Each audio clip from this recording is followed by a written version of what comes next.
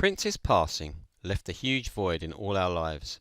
His music, messages and spirit infiltrate every aspect of our Purple lives.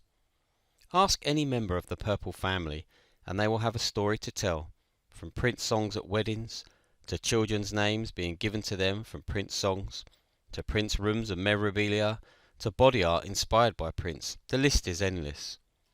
So how are we going to fill this void that has been left by Prince? One of the ways people have tried is to organise tributes and shows in his memory. This has seen the New Power Generation and the Revolution reform and go on tour in an ongoing effort to deal with this loss, in the hope that we may possibly understand it all a bit better and may even find some closure. Since Prince left us, I've seen a few of these shows, and it's been a very bittersweet and strange experience. I've seen people from Prince's past that probably would never have graced our stages again if he was still here. From The Time to Revolution, Larry Graham, the New Power Generation, and a symphonic orchestral show, and that's just in the UK. The chance to see some of the most iconic musicians in Prince's and the world's history has been something that had to be done. I've done The Bird in front of Morris Day. I've seen the MPG, still as tight as ever, tear through their 90s output. I've seen orchestras play Purple Rain to live Prince footage. And I've seen Wendy play Sometimes It Snows in April on guitar. Bucket list done, right? But on almost every occasion there has been this constant nagging feeling in the back of my mind. No matter how good the show or performance, no matter how iconic the band member, it's still not Prince. Let's be honest, we went to a Prince show to see Prince. The amazing bands were just a byproduct of the experience. And let's be clear here, the bands and musicians Prince hired throughout his career are incredible and amazing musicians in their own right, and definitely helped to make the shows what they were. But it was all held together by this power, energy and presence of Prince, darting about the stage like an Olympic sprinter. Guitar solos, keyboard solos, bass solos, drum solos, spins, splits, piano spots, guitar masturbation, floating beds, raising bathtubs, incredible vocals, dance parties on stage, call and response of the audience. My God, Prince did it all, and so much more. So it's almost unfair to expect anything to replace that. In fact, at the recent Revolution concert I saw in London, Wendy Melvoin spoke about this problem and admitted they can't replace Prince, so they're not going to, which I really respected.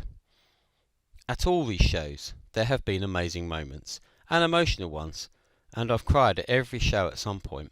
From the MPG's crazy gig in the small Nels Jazz and Blue Club in London, where the band just hung out and mingled with everyone before the show, to Wendy Melvoin playing Sometimes It Snows in April.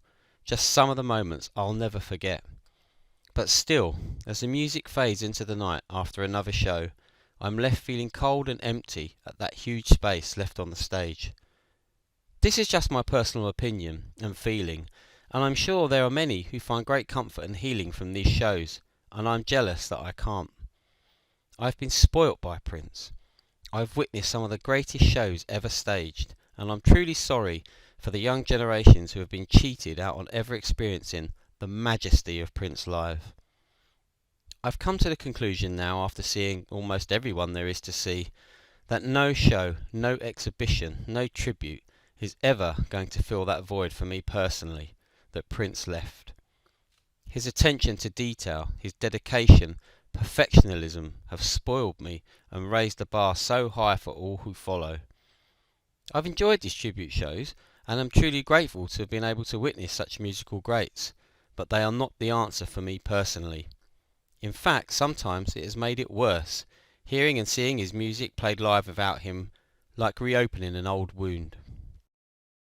So I must continue my search for closure elsewhere, maybe in the company of other true funk soldiers. Indeed, sometimes the coming together with so many like-minded people before these shows is more rewarding and helpful than the show itself, as crazy as that may sound.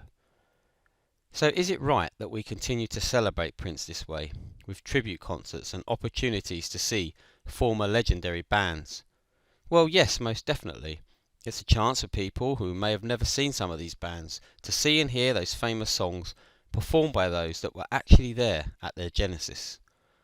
And for many, hopefully, get some comfort and closure by the whole process.